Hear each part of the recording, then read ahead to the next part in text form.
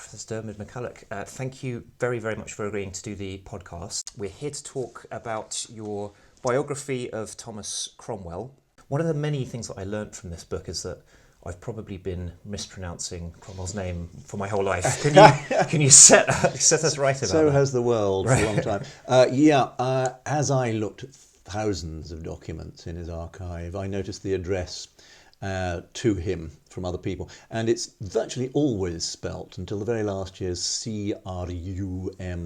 Crumwell. So that's clearly an indication of how it was pronounced. Now, if you try and pronounce Cromwell, you stay with a W quite a lot. If you say Cromwell, it's really quite difficult. And that indicates to me that very common thing in Tudor pronunciation has happened. It was Crummell. And I'm backed up in that by one of the most famous insults to Cromwell in the 16th century, in the Pilgrimage of Grace. Right at the beginning of the pilgrimage, one of the men in Dent said, "We will crumb him until he'd never been so crumbed."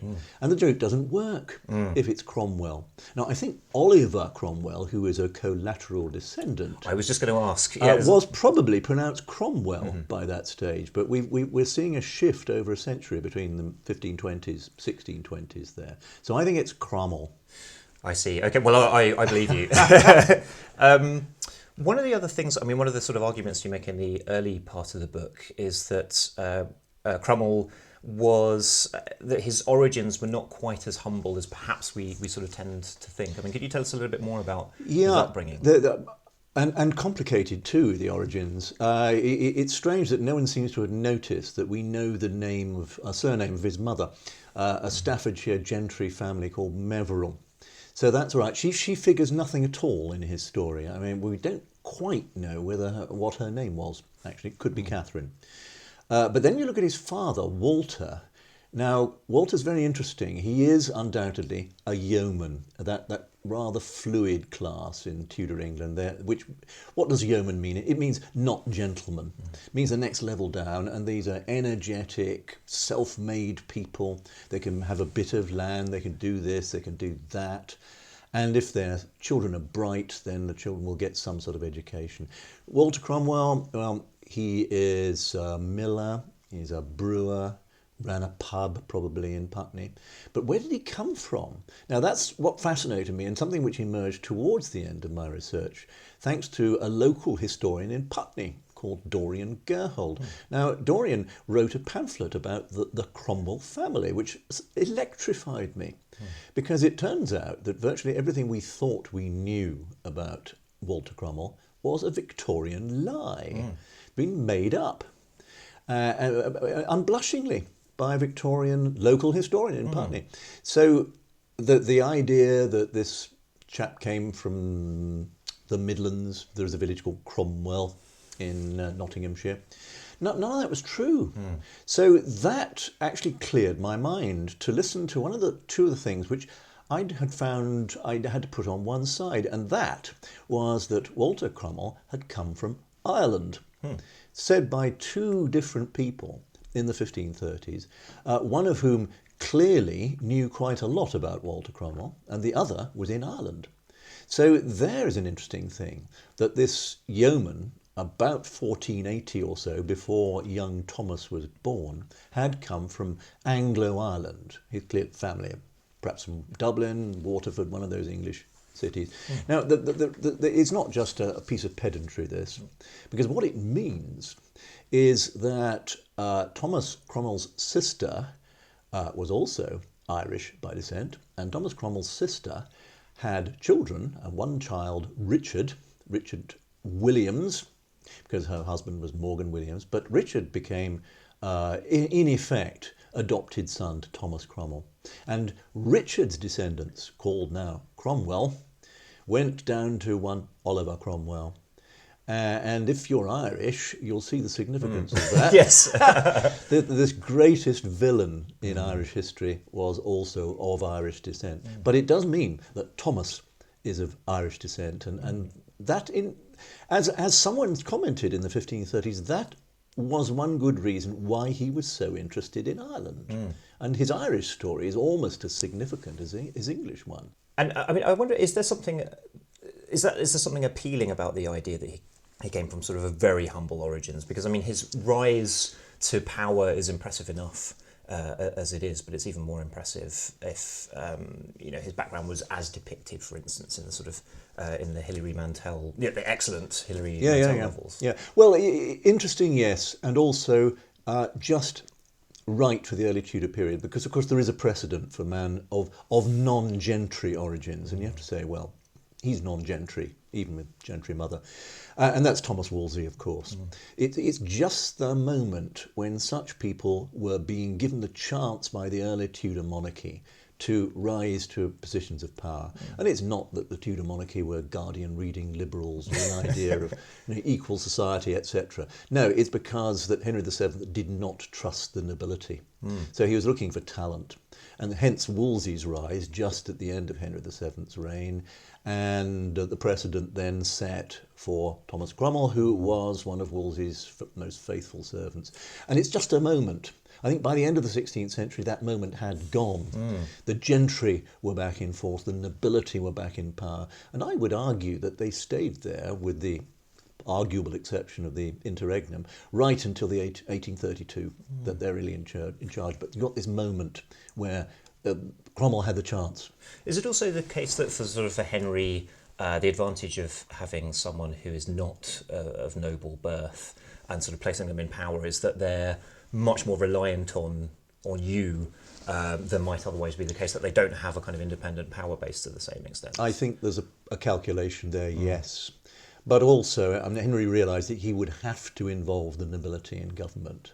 And that's one of his arguments in the Pilgrimage of Grace, actually. I look at my council now, far more noblemen than in 1509 when I came to the throne. But still, yes, there is a counterweight, a man who is made by the monarchy and therefore cannot build up a power base, or should not.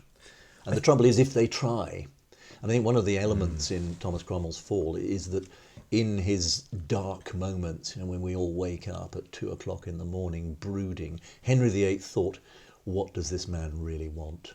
Just coming back to something that you said about the Pilgrimage of Grace, I think you say that in Henry's letter to the pilgrims, Cromwell is not mentioned, and that's a sort of significant omission. Can you tell us a little bit? Yeah, this is a fascinating discovery, which I had not realised before I saw it. In the pilgrimage, it's quite clear that one of the main aims is to get rid of Thomas Cromwell.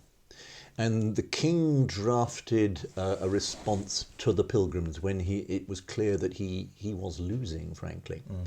And in that, there is no mention by name of Thomas Cromwell. There are references to councillors, and when we will give the chance to you, the pilgrims, to decide whether they need punishing. Now, that draft was never published. A printed version of that letter was longer, and now did name Thomas Cromwell and Thomas Cranmer, and said these are good councillors. And that clause about scrutinising their actions is still there, but now they were defended. So what you see there is that in 1 week, probably in the first week in November 1536, Henry VIII was wavering. He thought, should I sacrifice Cromwell or not? Yeah. And the balance just swung, and he's back to defending Cromwell. And once he was there, then the pilgrims had lost, because that was the main aim. That's what they need to win. All the other concessions which Henry VIII gave them, a parliament in York, etc., all promised, none of that mattered if Cromwell's still there. One of the things that you say in the book is that he was actually quite an early supporter of evangelical reform, but he seems to have had a bit of a wobble in around 1530 and seems to have moved in a slightly more conservative direction, or at least there's some bits of evidence to suggest that. I mean, there are various bits which I saw lying together. One is the draft will, which we have, which is full of masses, and it's altered to actually put more masses for his soul in. And this is also the moment when Cardinal Wolsey's biographer, George Cavendish, talks about him in tears at Esher Palace, Wolsey's house, with a primer in his hand, a prim of Our Lady. And I think that all that makes psychological sense. There was a real crisis in his life with the cardinal falling. And what more natural than to reach out for mother, reach out for security, and given that his family could suffer if he was targeted as a heretic. Well, there is it's a moment. And then he sprang forward once more from 1530-31. He's back to what was already quite clearly an evangelical trajectory. It's there in the time when he was serving Cardinal Wolsey. And I think one of the other things that you say is that when he's sort of championing evangelical reform, he's not necessarily doing that in alliance with Anne Boleyn. In fact, there's very little evidence of that. And it's I suppose tidy-minded historians would almost rather that they were in alliance because it sort of makes sense that they would be. But everything's incredibly messy in this period. Yes, but you say tidy-minded historians, but really people from the 1560s writing history, John Fox onwards, the implication is that these two great Protestant champions must be allies. It just makes sense, doesn't it? And you look at Fox's Book of Martyrs, the great acts and monuments, and then read it with the thought, well, are they allies? And you see that Fox actually never gives you any evidence that they are.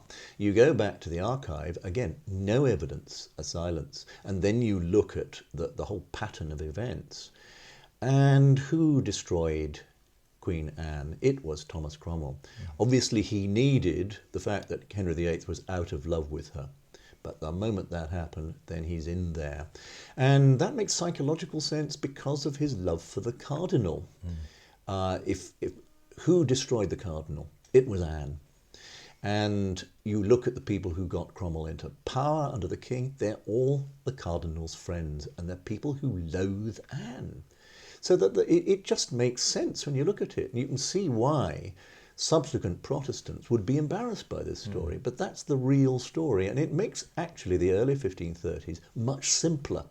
It explains why Anne fell with the drama that she did, and not just pushed aside, but destroyed with her brother as well. The people that immediately surround Henry seem like they would find it really difficult to get life insurance cover. It's very difficult. It's very tough at the top. Yeah. And do you think it's possible for anyone really to sort of serve Henry in a high kind of capacity without running the risks of being executed for treason? Well, two people did. One is Charles Brandon, Duke of Suffolk, old jousting mate, no brains. And I think Henry could see that.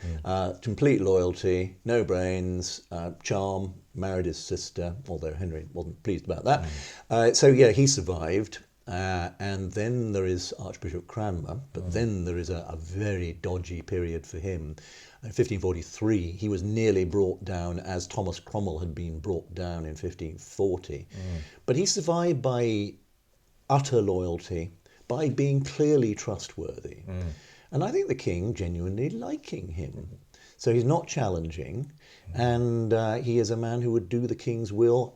Having said, I don't agree with you about that, he would do the king's will. So it's that sort of combination, trust, pliability. I think you have to say that. And woe betide you if you're not pliable. Right. I think is it also the case with Cranmer that at a critical moment when it looks like he's on the edge of falling from power, he kind of manages to get in and speak to Henry, and that doesn't quite happen for Cromwell. That is the difference in the two situations. The profile is exactly the same. It's the conservative nobility wishing to destroy first Cromwell and then Cranmer by the same method, getting the king to agree to an arrest, and then out of the king's sight arresting the victim. Worked with Thomas Cromwell, didn't work with Cranmer because of a mole he had in the king's privy chamber, the brother of his secretary, who tipped him off. And so there is Cranmer in Lambeth Palace, across in a barge, up the privy stair to see the king in his private chambers last thing at night, and looking him in the eye. That's the thing you do with Henry VIII. He hated looking people in the eye. And if you caught him, said, "Are you really going to kill me?" He would look away. Oh, no. And of course, he gave Cranmer the ring. If that had happened with Thomas Cromwell, then everything would have been different. He's so much on a knife edge in that summer of 1540. I suppose it's easy to forget sort of how, for people who maybe don't know this period well, to forget how kind of personal politics is. And I don't know if you saw the recent film, The Favourite. I haven't yet. But it's very good. I highly recommend it. But, that's sort of all about how crucial access is. And if you can be kind of got rid of and just kept out of sight, then I think we've been naive about modern politics. Actually, I think it is still extraordinarily personal, and that has become apparent in British politics in the last 2 or 3 years. And as I wrote this book, which was entirely in terms of writing it during the whole Brexit business, I could see so many patterns, and the sheer eddying and accidental whirl of events, which is not that dissimilar to modern politics. Yeah. To what extent do you think Cromwell should be blamed for the acts of kind of judicial cruelty that happened in the 1530s? Was he just sort of following Henry's orders? Yes, it's a dangerous phrase, just following orders, isn't it? But yes, he was, but so was everybody else at court. So if you're going to blame Thomas Cromwell for the fall of and destruction of Thomas More or Bishop Fisher, admirable people, you have to blame the Duke of Norfolk. You have to blame every other person in the King's Council, right at the top at the time. Cromwell was loyal to the King. He did the King's bidding, no doubt, and a lot of that was extremely unsavoury. I mean, the problem is serving Henry VIII.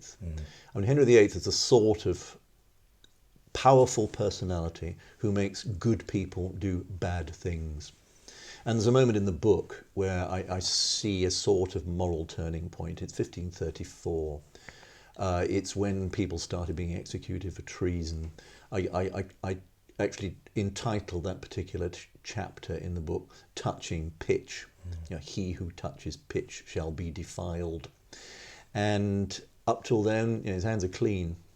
But from then on, the regime felt constantly threatened by treachery, and was.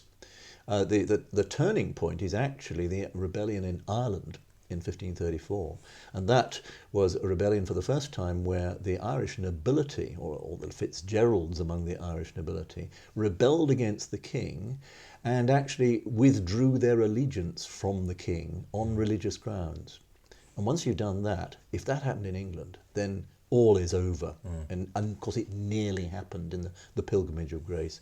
So you can see the stakes are very high, and that is death in the 16th century. I mean, Henry's such a sort of volatile personality, isn't he? One of the things I wondered was whether, in the process of writing this book, you changed your mind about any of these people. I mean, presumably you didn't like Henry much before writing it, but does that? Do you sort of feel that you would have liked Cromwell or Anne Boleyn or any of these people? The more you know about Henry VIII, the less you like him. And the problem for us is that we can't feel the charisma.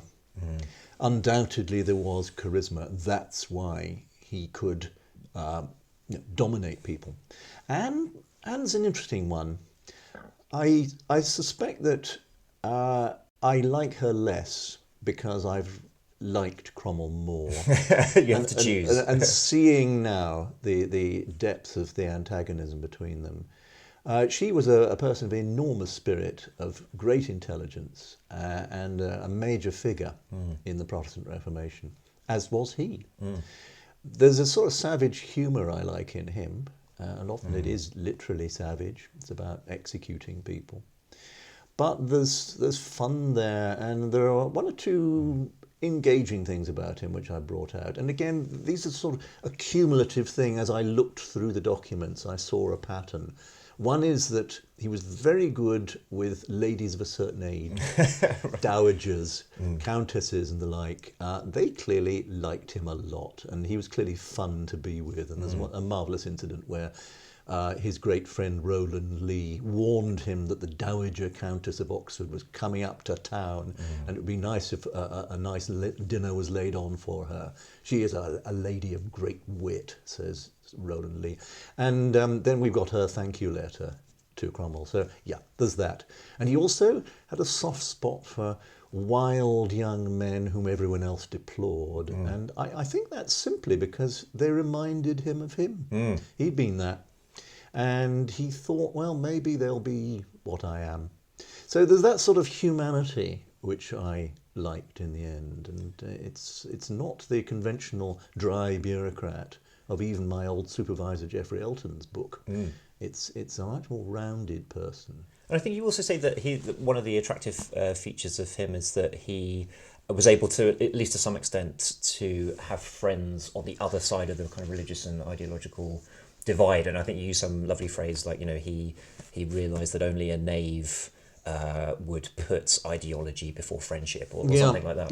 Yeah, that's right. I do say something like that. And it is a characteristic, and I think it's a result of his service under Cardinal Wolsey.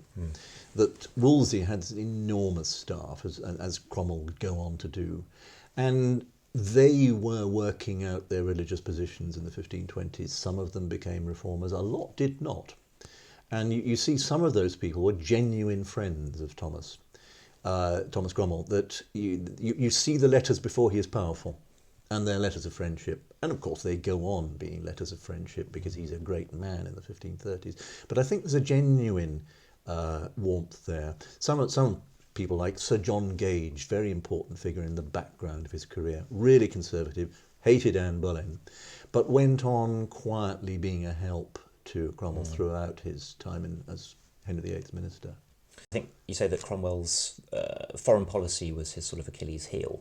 Do you think he would have been better off just staying well out of those kind of issues, because the sort of alliances with Lutheran princes that he tries to put together never really sort of get anywhere, and then there's the sort of maybe fatal Anne of Cleves marriage as well. Was that sort of ultimately what brought him down? Oh yes, I mean the traditional story is absolutely right there. It's Anne of Cleves. But should he have got involved in foreign policy? The king did not want him to. The king felt foreign policy was a matter for kings, he said so. And you have to say that none of the initiatives, as you've said, are very successful.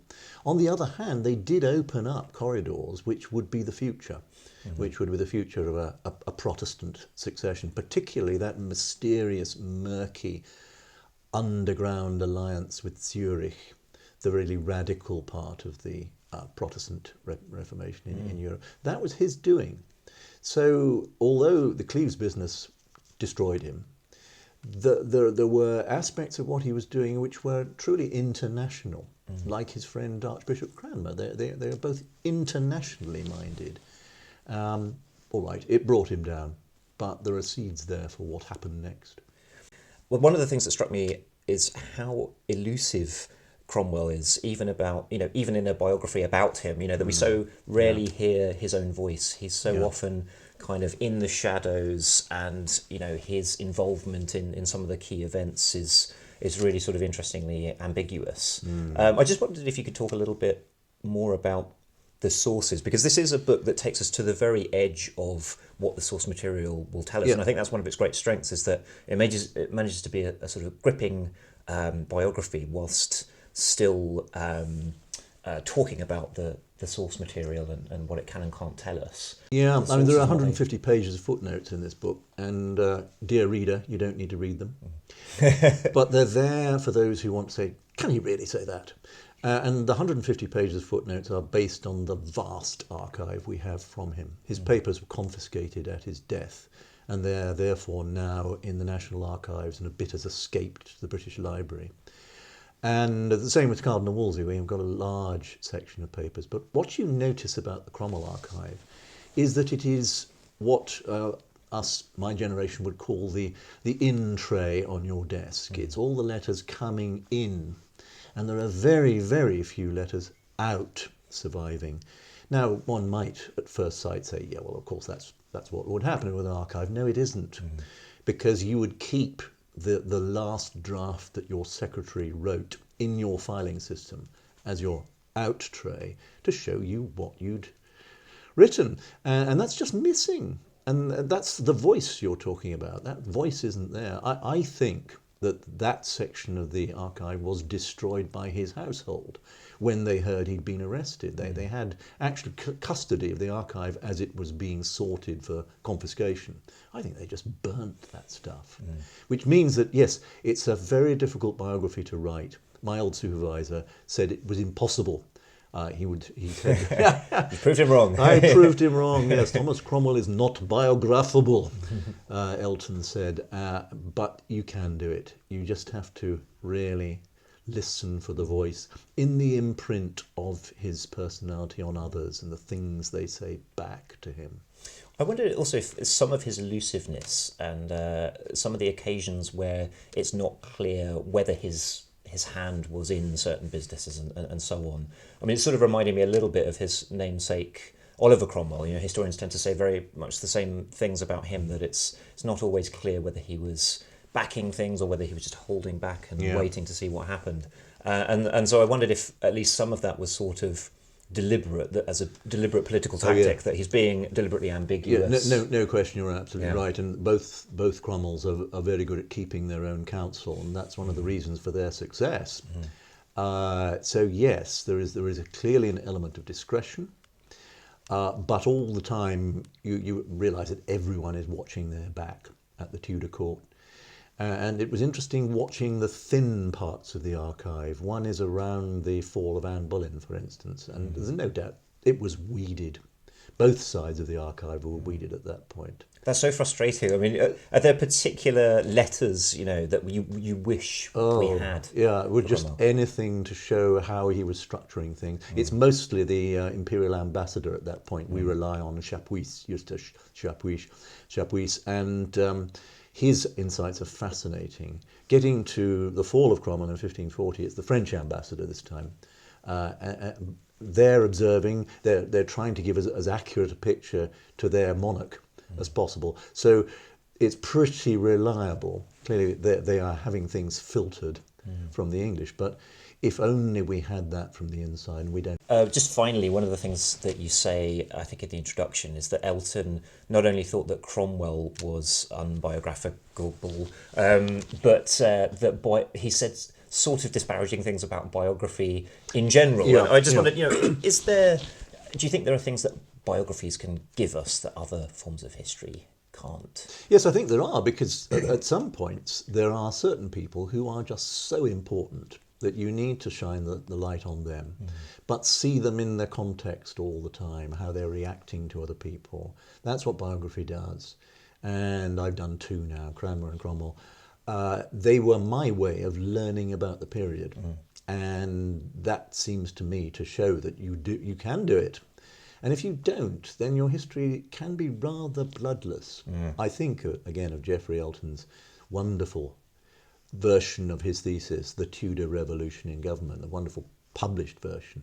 It is bloodless. I mean, Geoffrey would allow Thomas Cromwell, the man, to peep out occasionally, but that's not the totality of history. Wonderful. Okay, well, Professor MacCulloch, thank you very much. Pleasure.